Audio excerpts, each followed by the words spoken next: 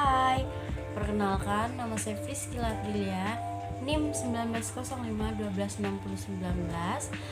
Pada video kali ini saya akan menjelaskan teori 12 prinsip pembelajaran multimedia dari Richard Mayer. Apa itu pembelajaran multimedia? Pembelajaran multimedia dapat didefinisikan sebagai bentuk instruksi berbantuan komputer yang menggunakan dua modalitas secara bersamaan. Ini berarti belajar melalui kombinasi penggunaan visual atau melalui gambar, animasi, teks, video, dan audio. Lalu sejak tahun 1970-an, ilmu pengetahuan telah membuktikan bahwa elemen visual seperti gambar jauh lebih efektif untuk pembelajaran dibandingkan dengan teks saja. Maju cepat ke era digital modern dan kita semua mengalami pembelajaran multimedia setiap harinya, baik melalui video YouTube, kursus learning, deck PowerPoint, MOOC, online gratis, dan lain-lain. Lalu, peneliti Richard Mayer menulis sebuah buku berjudul Multimedia Learning, di mana dia menjelaskan bahwa penelitiannya itu tentang cara terbaik untuk menyusun pengalaman belajar multimedia untuk memaksimalkan pemahaman pelajar. Untuk itu, Richard Mayer telah mengembangkan teori 12 prinsip pembelajaran multimedia. Yang pertama, ada prinsip koherensi. Prinsip koherensi yang menyatakan bahwa manusia belajar paling baik ketika materi asing yang mengganggu tidak disertakan. Sederhananya, hentikan ekstra, gunakan hanya informasi yang dibutuhkan saja bagi pelajar. Dan yang paling penting itu berarti teks sederhana dan visual sederhana yang berhubungan langsung dengan topik pembelajaran. Yang kedua ada prinsip persinyalan. Prinsip persinyalan pada dasarnya berarti bahwa manusia belajar paling baik ketika mereka ditunjukkan dengan tepat apa yang harus diperhatikan di layar. Yang ketiga ada prinsip redundansi. Prinsip redundansi menunjukkan bahwa manusia belajar paling baik dengan narasi dan grafik dibandingkan dengan narasi, grafik, dan teks. Teorinya di sini adalah jika Anda sudah memiliki narasi dan grafik, maka teks di atas hanyalah informasi yang berlebihan dan itu tidak diperlukan. Dan ini bisa menjadi luar biasa bagi seorang pelajar. Yang keempat, ada prinsip kedekatan spasial.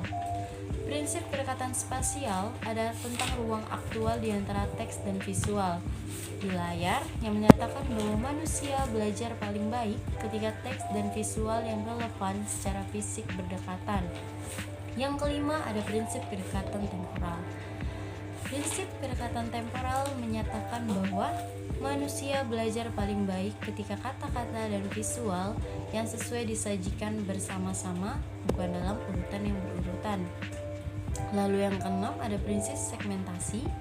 Prinsip segmentasi menyatakan bahwa manusia belajar paling baik ketika informasi disajikan dalam segmen-segmen daripada aliran kontinu yang panjang.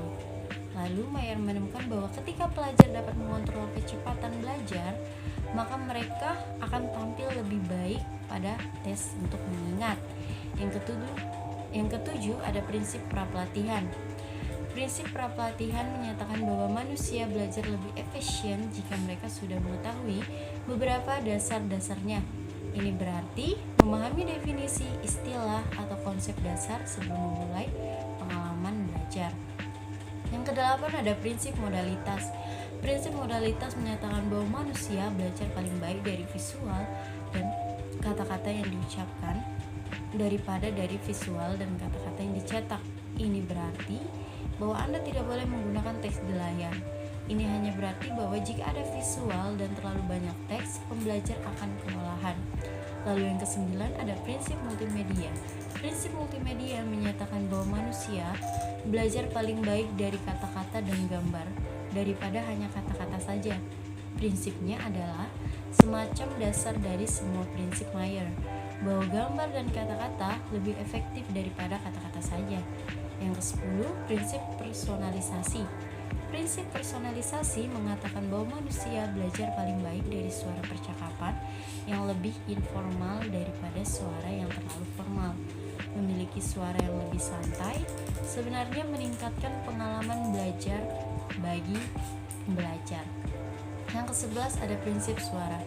Prinsip suara menyatakan bahwa manusia belajar paling baik dari suara manusia daripada suara komputer. Penting untuk dicatat bahwa studi ini masih agak awal untuk prinsip suara, namun meski begitu masuk akal untuk menggunakan manusia untuk sulis suara Anda. Lalu yang terakhir ada prinsip gambar.